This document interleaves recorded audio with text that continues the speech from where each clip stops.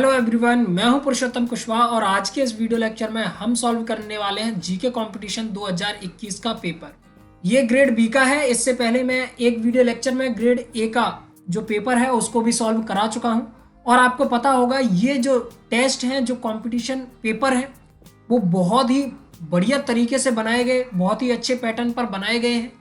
ये जिसने पेपर दिया है उसके लिए तो जरूरी ही है, साथ ही साथ जो कंपटीशन की तैयारी कर रहे हैं उसके लिए भी बेहद जरूरी है। बहुत ही अच्छे इसमें क्वेश्चन देखने को मिले।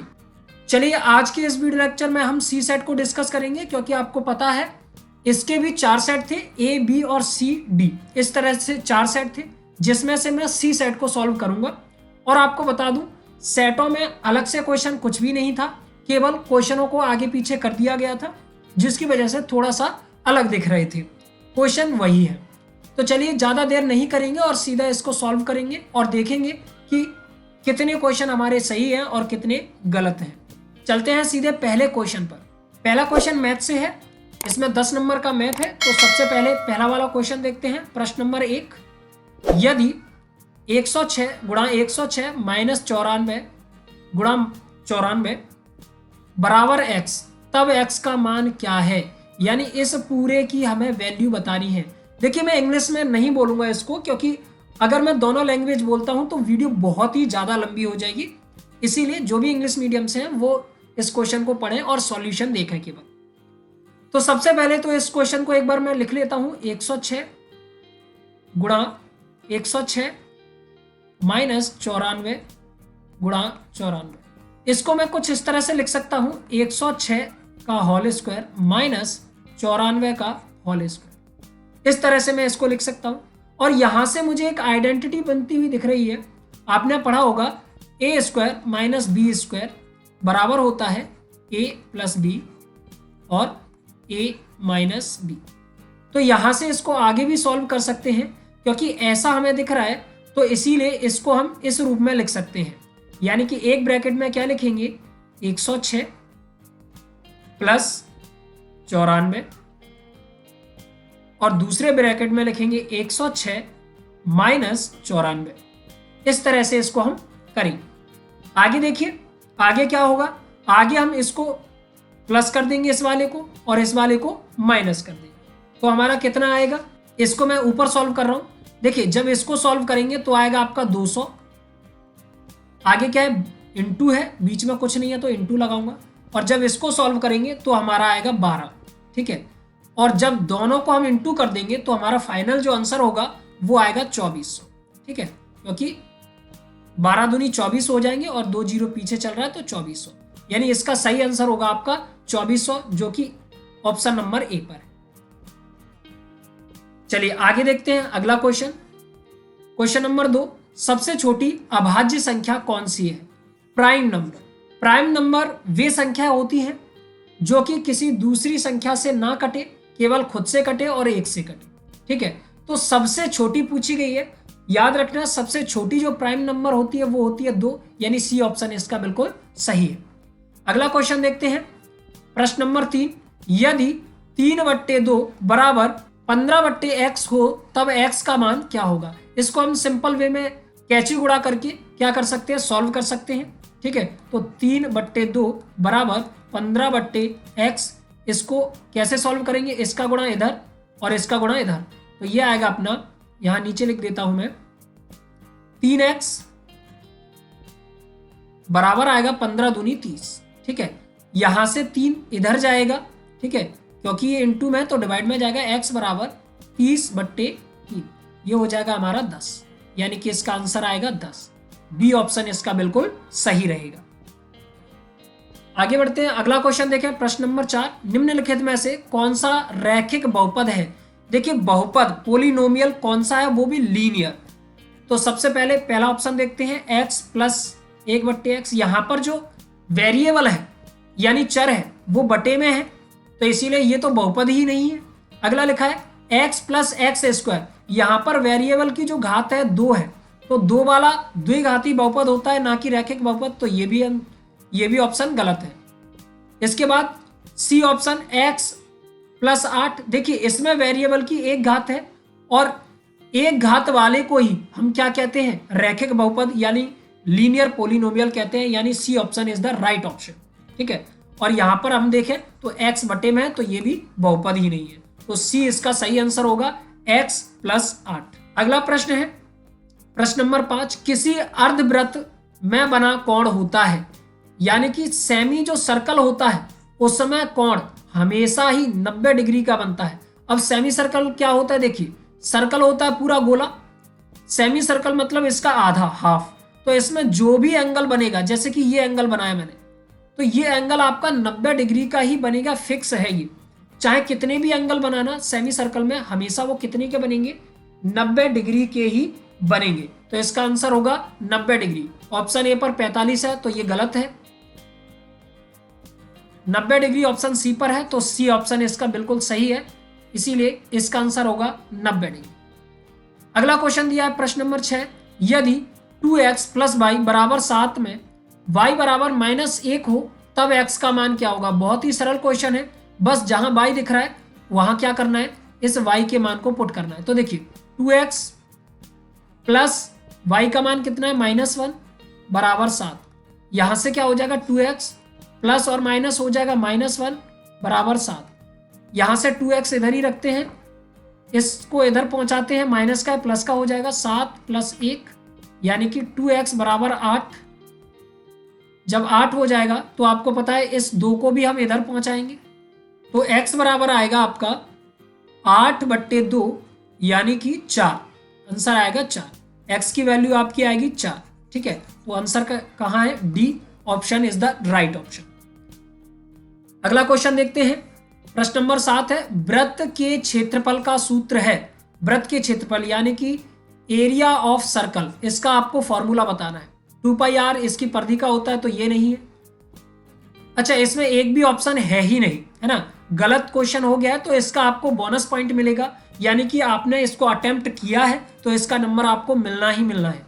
यहां पर देखिए, या तो इसको 2 हटा सकते हैं हम, तो बन जाएगा πr², और यही होता है आपका वृत्त का क्षेत्रफल यानी कि एरिया ऑफ सर्कल का फॉर्मूला। ठीक है, या फिर यहां पर जो सी ऑप्शन है उसमें स्क्वायर कर दो तो हो जाएगा। तो मैं बी को ही मान के चल रहा हूं कि बी इसका राइट ऑप्शन है, मैंने 2 को यहां से हटा दिया है, तो मैं इसको बी को मानकर चल रहा हूं। हालांकि ये क्वेश्चन गलत है, आपको नंबर दिया जाएगा अगर आपने ये अटेम्प्ट किया है तो। चलिए अगला क्वेश्चन देखते हैं, प्रश्न नंबर 8 है, दिए गए चित्र में x का मान क्या है। यहां पर x का मान दिखाना है, यानी कि इस वाले एंगल को निकालना है।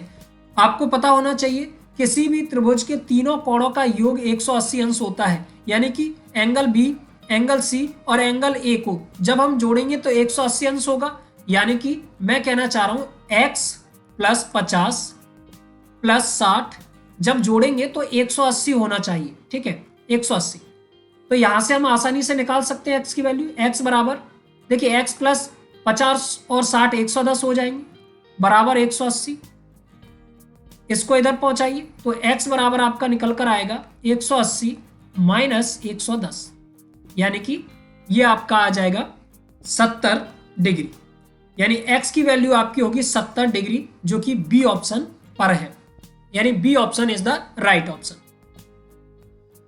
अगला क्वेश्चन देखते हैं, प्रश्न नंबर 9 है, दो संख्याओं का गुणनफल 36 है, पहली संख्या 4 है, तब दूसरी संख्या क्या होगी।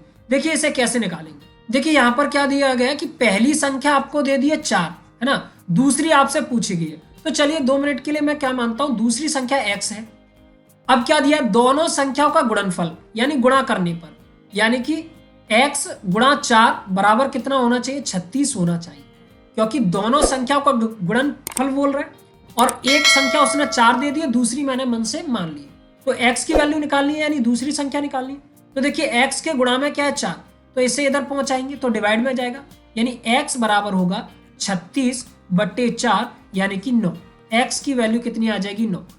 तो ऑप्शन देखते हैं, यानी कि 9 ए ऑप्शन पर है, यानी कि A option is the right option.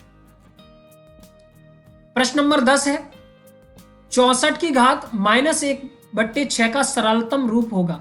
देखिए 64 को हम कैसे लिख सकते हैं, 2 की घात 6, और इस पूरे की घात कितनी चल रही है आपकी, ये चल रही है -1/6, तो इसको हम लिख सकते हैं 2 की घात 6 गुणा में -1/6, 6 से 6 कैंसिल हो जाएगा, तो यहां पर आएगा 2 की घात -1, और इसको हम लिखते हैं, जब भी माइनस की घात हो तो हम उसे बटे के रूप में लिख सकते हैं, यानी ये आएगा 1/2, आंसर 1/2 होगा।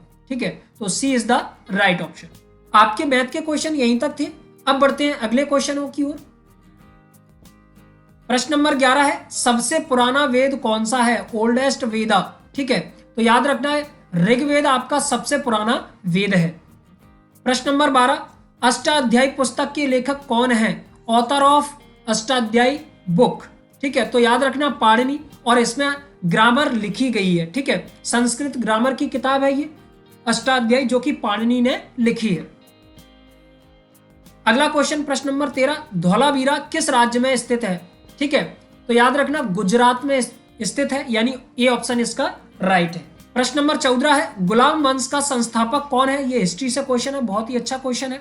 गुलाम वंश का संस्थापक, तो याद रखना कुतुबुद्दीन ऐबक जो था गुलाम वंश का संस्थापक था, तो इसका डी ऑप्शन बिल्कुल सही रहेगा। ठीक है, प्रश्न नंबर 15 है, हल्दी घाटी का युद्ध किस वर्ष में हुआ?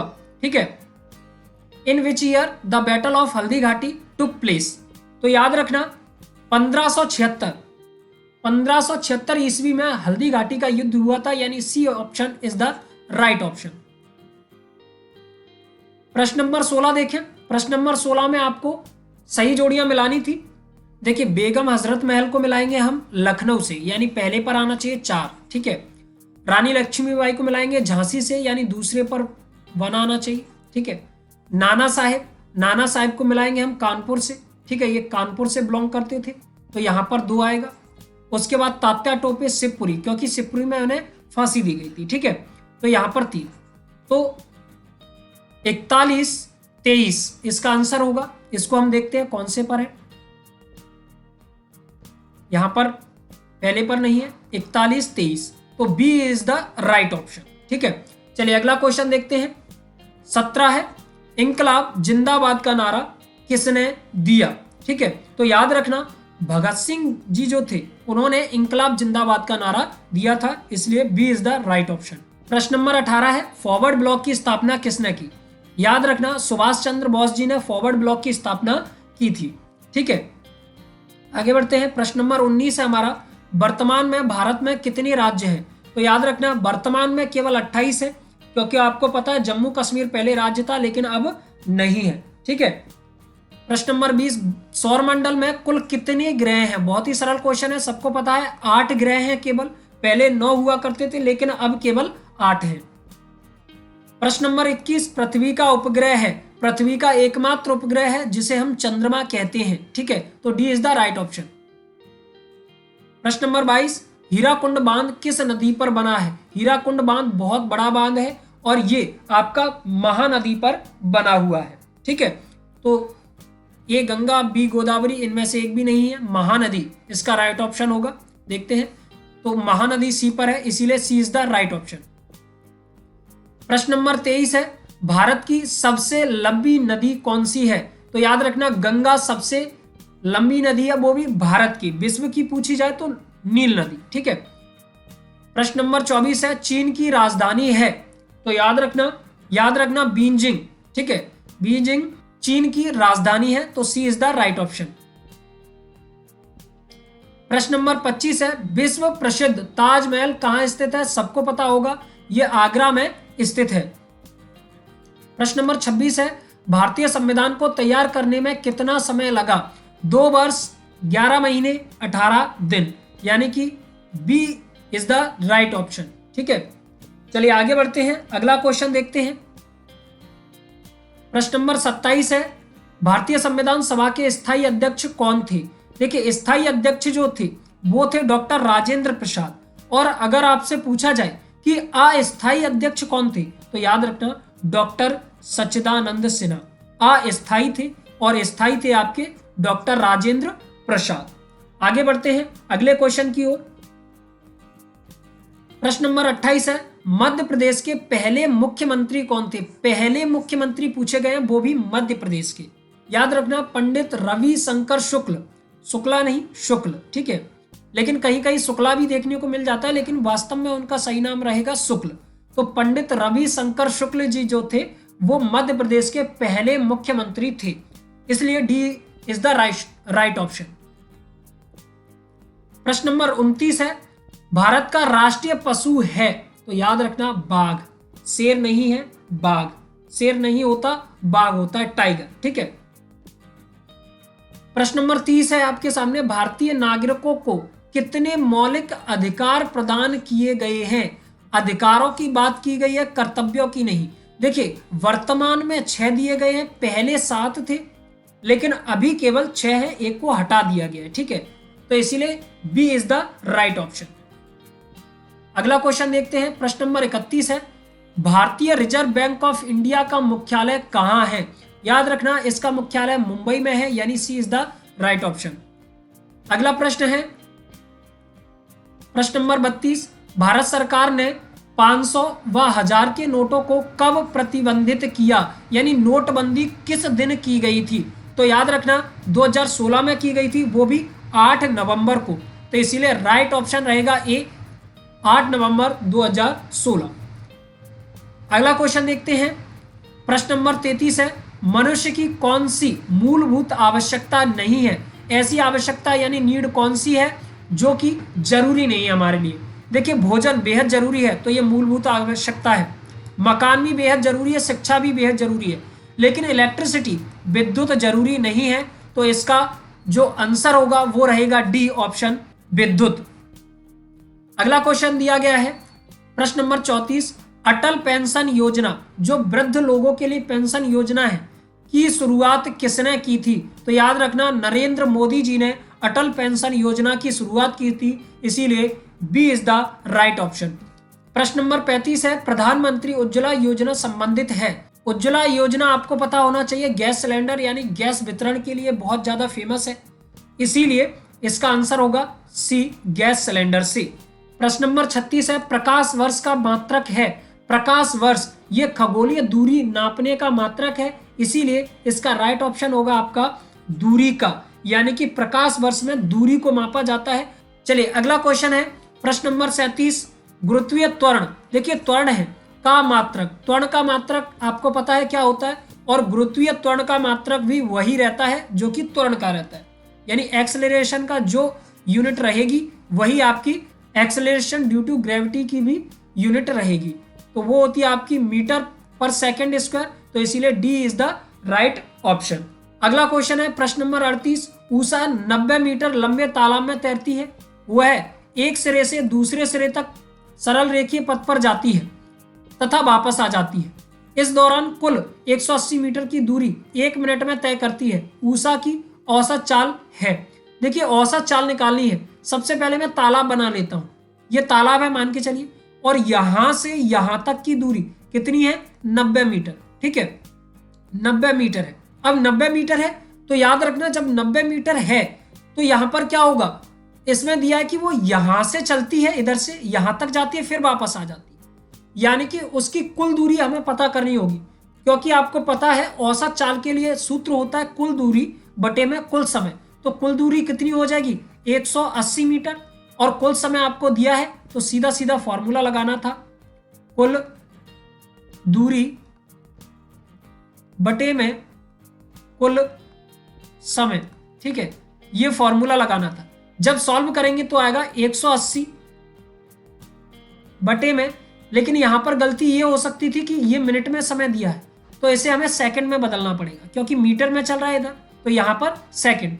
तो 1 मिनट में 60 सेकंड होते हैं, तो 60 से मुझे इसमें भाग देना पड़ेगा, क्योंकि 1 मिनट में 60 सेकंड होते हैं। तो 0 से 0 खत्म, 36 18, यानी कि उसकी औसत चाल होगी 3 मीटर पर सेकंड।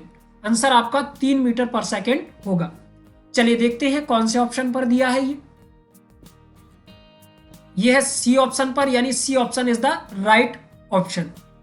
अगला क्वेश्चन देखते हैं प्रश्न नंबर 39, किसी गतिमान कण के लिए शून्य हो सकता है, इसमें से विस्थापन इसका सही आंसर होगा। विस्थापन किसी भी वस्तु के लिए कम से कम दूरी रहती है, यानी कि अगर कोई वस्तु यहां से यहां जाए और फिर यहां जाए तो विस्थापन हम किसे मानते हैं, यहां से यहां तक ये विस्थापन है, कम से कम दूरी।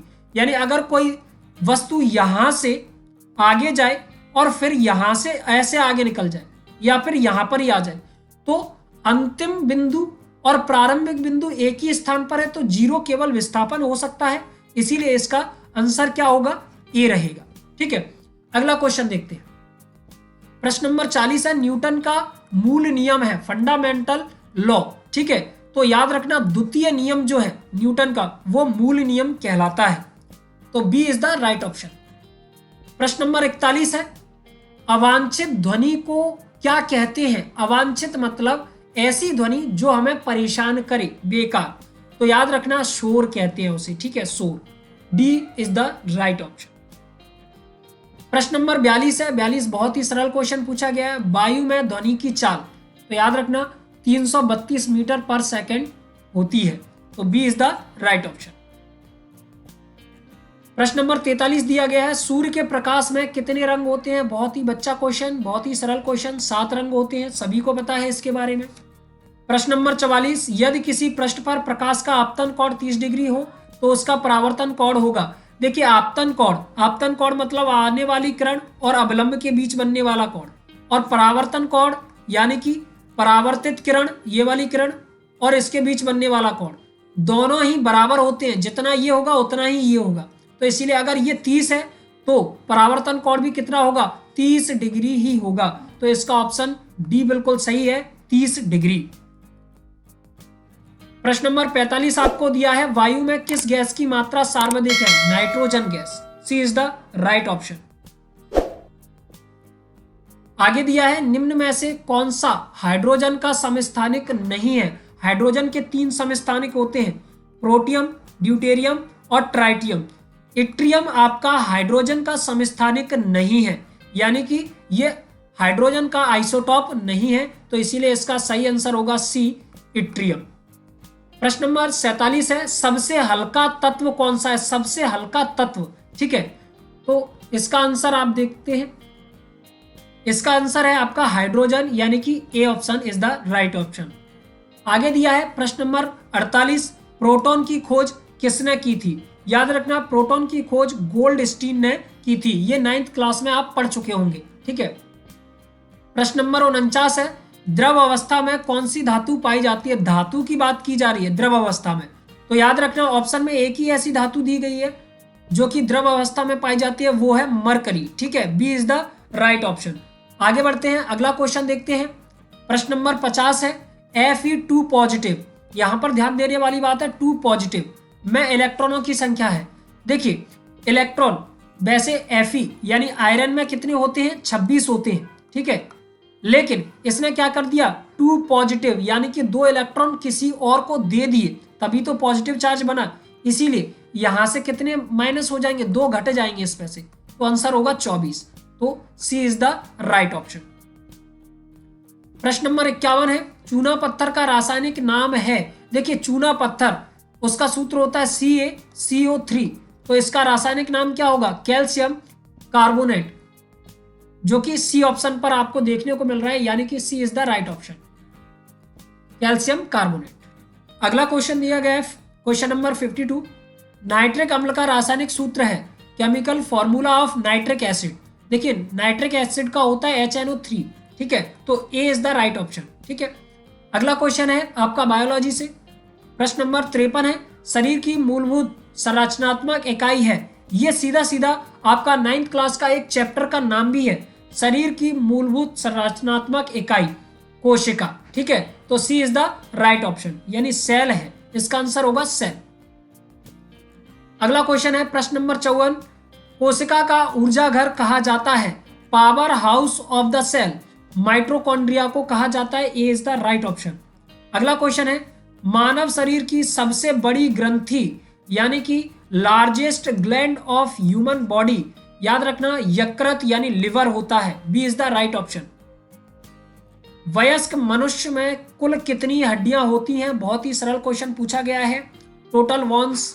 ठीक है, ह्यूमन बॉडी तो सभी को पता होगा 206 होती है, इसीलिए B is the right option.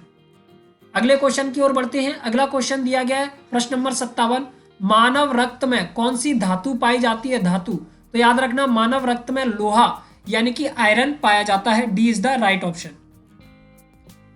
प्रश्न नंबर 58 है, प्रकाश संश्लेषण की प्रक्रिया में कौन सी गैस निकलती है? ठीक है, प्रकाश संश्लेषण में देखिए निकलती O2 है यानी ऑक्सीजन। प्रकाश संश्लेषण क्रिया कहाँ होती है? पौधों में। पौधे हमें ऑक्सीजन देते हैं, क्यों देते हैं? क्योंकि प्रकाश संश्लेषण की क्रिया उनमें होती है, वहां से O2 गैस निकलती है। और उसमें कौन सी यूज होती है? तो याद रखना CO2 उसमें यूज होती है। ठीक है, तो इसका ऑप्शन नंबर बी बिल्कुल सही है। अगला क्वेश्चन देखिए, पहली बार विश्व पर्यावरण दिवस कब मनाया गया था? ऑप्शन देखते हैं 1974। देखिए ऑप्शन देखने के लिए इसलिए कहा क्योंकि इसका आंसर 1973 भी हो सकता है, क्योंकि याद रखना इसके बहुत जगह आंसर आपको 1973 भी देखने को मिलेंगी और 1974। यहां पर 1973 है ही नहीं इनमें, तो इसीलिए हमारा जो सही आंसर होगा वो होगा 1974। 1974 भी देखने को मिल जाता है और 1973 भी आपको देखने को मिल जाता है। 1973 आपका यहाँ दिया ही नहीं गया है, तो इसीलिए सही आंसर आपका 1974 होगा। चलिए आगे बढ़ते हैं, अगला क्वेश्चन देखते हैं हम। प्रश्न नंबर 60 है, ओजोन परत किसे अवशोषित करती है? What does the ozone layer absorb? ठीक है, तो याद रखना परावैगनीकरणों को ओजोन लेयर क्या करती है? एब्जॉर्ब कर लेती है। ये एक सुरक्षा कवच की तरह हमारी रक्षा करती है। ठीक है, तो D is the right option. आगे बढ़ते हैं, अगला क्वेश्चन है प्रश्न नंबर 61, भारत की प्रथम महिला प्रधानमंत्री कौन थी? ठीक है, महिला प्रधानमंत्री के बारे में आपसे पूछा गया है। ऑप्शन देखते हैं, C is the right option, Indira Gandhi. Indira Gandhi ji जो थी वो आपकी पहली महिला प्रधानमंत्री जी थी। ठीक है, अगला क्वेश्चन देखते हैं, प्रश्न नंबर 62 है, अंतरिक्ष में जाने वाली प्रथम भारतीय महिला कौन थी? भारतीय महिला के बारे में पूछा गया यहाँ पर, केवल भारतीय महिला, वो भी पहली भारतीय महिला। कल्पना चावला जो थी वो पहली भारतीय महिला थी जो अंतरिक्ष में पहली बार गई थी, तो D is the right option. कुछ लोग सी को लगाकर गए होंगे, लेकिन ये गलत है क्योंकि यहाँ पर कल्पना कोहली लिखा है, जबकि कौन गई थी? कल्पना चावला, इसीलिए D is the right option. प्रश्न नंबर 63 है, स्वतंत्र भारत के प्रथम शिक्षा मंत्री कौन थे? स्वतंत्र भारत के प्रथम जो शिक्षा मंत्री थे वो आपके थे मौलाना अबुल कलाम आजाद, इसीलिए D option is the right option. अगला क्वेश्चन है प्रश्न नंबर 64, क्षेत्रफल की दृष्टि से भारत का सबसे बड़ा राज्य है? तो याद रखना वो आपका राज्य है राजस्थान, यानी B option is the right option. ठीक है, क्षेत्रफल की दृष्टि से सबसे बड़ा राज्य राजस्थान है। ठीक है, प्रश्न नंबर 65 है, भारत की सबसे बड़ी मस्जिद है? याद रखना सबसे बड़ी मस्जिद आपकी जामा मस्जिद है, तो ऑप्शन में कहीं ना कहीं जामा मस्जिद जरूर होगा, डी ऑप्शन पर है, इसीलिए D option is the right option. Bharat का सर्वोच्च सम्मान है, सर्वोच्च मतलब सबसे बड़ा सम्मान, वो भी भारत का। ठीक है, तो भारत रत्न जो है भारत का सबसे बड़ा सम्मान है, इसीलिए ए इज द राइट ऑप्शन। प्रश्न नंबर 67 है, विश्व की सबसे लंबी पर्वतमाला है?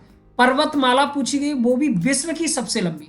ठीक है, तो याद रखना एंडीज पर्वतमाला जो है वो है विश्व की सबसे लंबी पर्वतमाला है, इसीलिए सी इज द राइट ऑप्शन। प्रश्न नंबर 68 है, पवनों का देश किसे कहा जाता है? Country of the winds. याद रखना डेनमार्क को पवनों का देश कहा जाता है, इसीलिए ए इज द राइट ऑप्शन। आगे बढ़ते हैं, अगला दिया गया है प्रश्न नंबर 69, खजुराहो के मंदिर किस जिले में स्थित हैं? याद रखना छतरपुर जिले में खजुराहो के मंदिर पड़ते हैं, इसीलिए B is the right option. ठीक है, आगे बढ़ते हैं अगले क्वेश्चन की ओर। प्रश्न नंबर 70 है, पंडित माखनलाल चतुर्वेदी का जन्म कहाँ हुआ था? ऑप्शन में देखिए जगह का नाम पूछा गया है, तो ऑप्शन में जगह का नाम बताना पड़ेगा। तो याद रखना पंडित माखनलाल चतुर्वेदी जी का जो जन्म था वो होशंगाबाद में हुआ था, होशंगाबाद जिले में, इसीलिए B is the right option. आगे देखते हैं, अगला क्वेश्चन है प्रश्न नंबर 71, फ्रांस का राष्ट्रीय चिन्ह है यानी नेशनल सिंबल ऑफ फ्रांस आपको बताना है। तो याद रखना लिली जो है, लिली एक फूल है, लिली फ्रांस का राष्ट्रीय चिन्ह है। अगला क्वेश्चन देखते हैं, अगला क्वेश्चन आपका कंप्यूटर से है। प्रश्न नंबर 72, कंप्यूटर का जनक किसे कहा जाता है? Father of computer. ठीक है, तो याद रखना Charles Babbage father of computer कहे जाते हैं, इसीलिए सी इज द राइट ऑप्शन। प्रश्न नंबर 73 आपके सामने, इंटीग्रेटेड सर्किट यानी आईसी बनी होती है, याद रखना ये अर्धचालक की बनी होती है जिसका नाम है सिलिकॉन, तो इसीलिए D is the right option कि आईसी किससे बनी होती है, सिलिकॉन से बनी होती है। आगे देखते हैं प्रश्न नंबर 74, कंप्यूटर माउस किस प्रकार का डिवाइस है। देखिए कीबोर्ड, माउस, जॉयस्टिक ये सभी के सभी आपके इनपुट डिवाइस हैं, इसीलिए सी इज द राइट ऑप्शन। ठीक है, इनपुट डिवाइस। जो आपकी स्क्रीन रहती है यानी मॉनिटर वो आपका आउटपुट डिवाइस रहता है, लेकिन यहाँ माउस के बारे में पूछा गया था, इसीलिए सी इज द राइट ऑप्शन। आगे बढ़ते हैं, अगला क्वेश्चन देखते हैं। प्रश्न नंबर 75 है आपका, बाइनरी प्रणाली में अंकों को क्या कहा जाता है। देखिए बाइनरी में 1 और 0 केवल 2 ही डिजिट रहते हैं और इसे हम कहते हैं बिट। ठीक है, बिट से बनता है बाइट, बाइट से के भी, इस तरह से ये फिर चलता जाता है, तो ए इज द राइट ऑप्शन। ठीक है, चलिए अगला क्वेश्चन है प्रश्न नंबर 76, मध्य प्रदेश के बारे में है। मध्य प्रदेश का क्षेत्रफल देश के कुल क्षेत्रफल का कितना प्रतिशत है, तो याद रखना यह है आपका 9.38%। ठीक है, तो B is the right option. आगे बढ़ते हैं प्रश्न नंबर 77 की ओर। प्रश्न नंबर 77 है, मध्य प्रदेश की राज्य फसल है। देखिए इसी को राजकीय फसल भी कहा जाता है। ठीक है, तो राज्य फसल या राजकीय फसल एक ही बात है, और वो है आपकी सोयाबीन। मध्य प्रदेश में सबसे अधिक सोयाबीन का उत्पादन होता है, इसीलिए राजकीय फसल कहो या राज्य फसल कहो वो होगी आपकी सोयाबीन, इसीलिए D is the right option. प्रश्न नंबर 78 को देखते हैं। प्रश्न नंबर 78 है, उज्जैन किस नदी के तट पर बसा हुआ है। क्षिप्रा नदी, इसीलिए D is the right option. चलिए आगे बढ़ते हैं, अगला क्वेश्चन है प्रश्न नंबर 79, मालनपुर औद्योगिक केंद्र किस जिले में स्थित है। जिले का नाम बताना है। याद रखना मालनपुर औद्योगिक क्षेत्र बहुत ही बड़ा औद्योगिक क्षेत्र है और ये भिंड जिले में पड़ता है, इसीलिए B is the right option. प्रश्न नंबर 80 को देखते हैं। प्रश्न नंबर 80 है, मध्य प्रदेश से ही रिलेटेड है। मध्य प्रदेश की न्यायिक राजधानी है। देखिए न्यायिक राजधानी कहने का मतलब किसी शहर का ये क्या है, उपनाम है। आपको पता है जबलपुर में हाईकोर्ट है, इसीलिए हाईकोर्ट होने की वजह से जबलपुर को हम दूसरे नाम से जानते हैं, यानी कि न्यायिक राजधानी के नाम से भी जानते हैं, इसीलिए इसका आंसर होगा जबलपुर, यानी कि बी ऑप्शन। अगले क्वेश्चन की ओर बढ़ते हैं।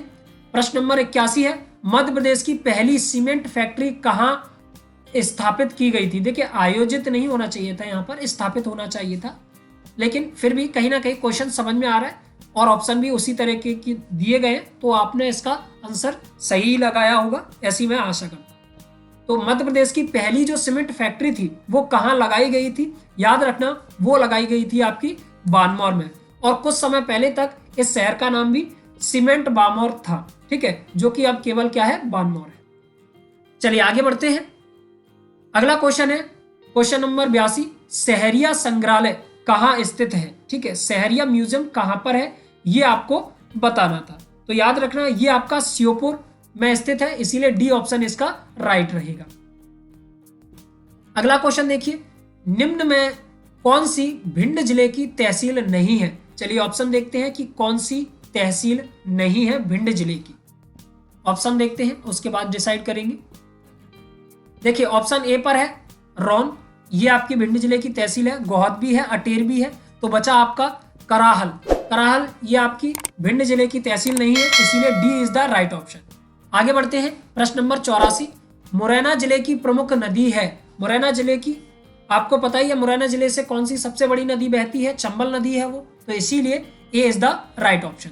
आगे बढ़ते हैं, प्रश्न नंबर 85, नागाजी का मेला कहाँ आयोजित होता है। नागाजी फेयर, ठीक है, कहाँ आयोजित किया जाता है, तो याद रखना ये पोरसा में। ठीक है, मुरैना जिले के पोरसा में आयोजित किया जाता है। आगे बढ़ते हैं, अगला क्वेश्चन है, हॉकी इंडिया की स्थापना किस वर्ष हुई थी। तो याद रखना 2009 में हॉकी इंडिया की स्थापना हुई थी, इसीलिए ए इज द राइट ऑप्शन। प्रश्न नंबर 87 आपके सामने, आगामी 33वां ग्रीष्मकालीन ओलंपिक खेल कहां प्रस्तावित है, यानी कि 33वां ग्रीष्मकालीन ओलंपिक कहां पर होगा, तो याद रखना ये होगा आपका पेरिस में, यानी B is the right option. प्रश्न नंबर 88 है, संतोष ट्रॉफी का संबंध किस खेल से है या किससे है। ठीक है, तो याद रखना संतोष ट्रॉफी, ये आपकी एक ट्रॉफी है जो कि फुटबॉल खेल में दी जाती है। तो D is the right option. अगला क्वेश्चन है क्वेश्चन 89, ऐशबाग स्टेडियम कहाँ स्थित है? तो याद रखना ऐशबाग स्टेडियम भोपाल में स्थित है, इसीलिए ए इज द राइट ऑप्शन। प्रश्न नंबर 90 है आपके सामने, एक पोलो टीम में कितने खिलाड़ी होते हैं?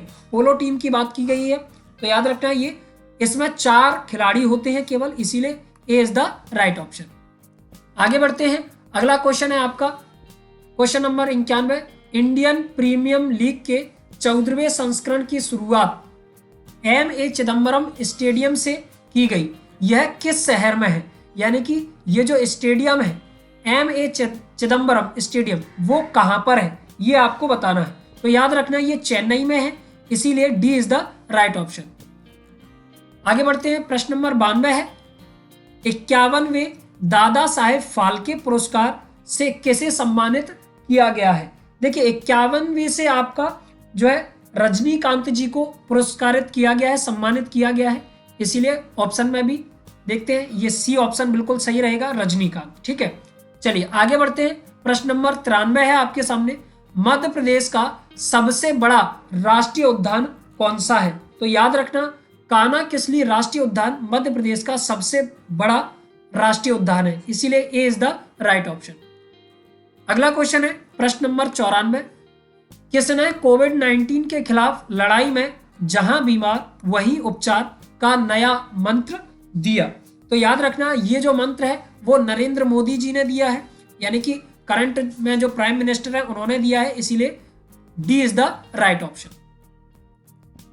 अगला क्वेश्चन है प्रश्न नंबर 95, 1 जुलाई 2021 को किस बैंक ने अपना 66वां स्थापना दिवस मनाया?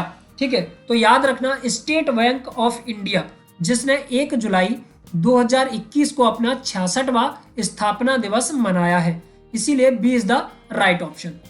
आगे बढ़ते हैं, अगला क्वेश्चन है प्रश्न नंबर 96। प्रश्न नंबर 96 में पूछा गया आपसे, किस शहर को भारत का पहला वाटर प्लस शहर घोषित किया गया है? सभी के सभी करंट अफेयर से क्वेश्चन है, आप लोगों ने करंट अफेयर अगर किए हैं तो आपको ये क्वेश्चन बहुत अच्छे से आ रहे होंगे। तो याद रखना ये आपका इंदौर है जिसको वाटर प्लस शहर घोषित किया गया है, इसीलिए सी इज द राइट ऑप्शन। अगला क्वेश्चन देखते हैं, प्रश्न नंबर 97 है, उत्तराखंड के नए मुख्यमंत्री बने हैं। अभी आपको पता होगा कुछ समय पहले ही उत्तराखंड के नए मुख्यमंत्री चुने गए हैं, तो उनका नाम आपको बताना था, उनका नाम है पुष्कर सिंह धामी, इसीलिए B is the right option. ठीक है, आगे बढ़ते हैं, अगला क्वेश्चन है प्रश्न नंबर 98, टोक्यो पैरा ओलंपिक 2021 में भारत ने कुल कितने पदक जीते?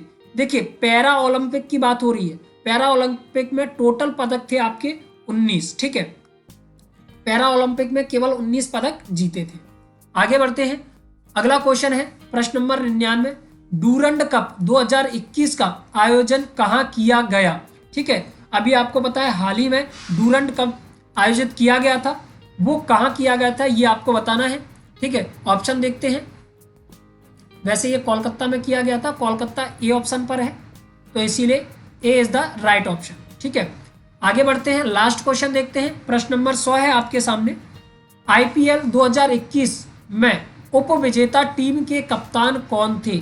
उपविजेता टीम, ठीक है, यानी रनर्स अप टीम के जो कैप्टन थे वो कौन थे? तो याद रखना आपको पता भी होगा, अभी फिलहाल ही जो आईपीएल हुए थे उसमें उपविजेता टीम कौन सी थी ये भी पता होगा, और उसके कैप्टन कौन थे ये भी पता होगा। तो इयॉन मॉर्गन आपके उपविजेता टीम के कैप्टन थे, इसीलिए D is the right option. और विजेता टीम के आपको पता ही है, चेन्नई जो टीम थी वो जीती थी, उसके कप्तान जो थे महेंद्र सिंह धोनी थे। ठीक है, तो इस तरह से आपका ये जो पूरा पेपर था वो सॉल्व हो चुका है। इसके हिसाब से आप देख सकते हैं कि आपके कितने क्वेश्चन सही थे और कितने गलत थे। आई होप कि ये पेपर आपको बहुत अच्छा लगा होगा, बहुत ही अच्छे तरीके से बनाया गया होगा। मिलते हैं किसी अन्य वीडियो में, तब तक के लिए नमस्कार।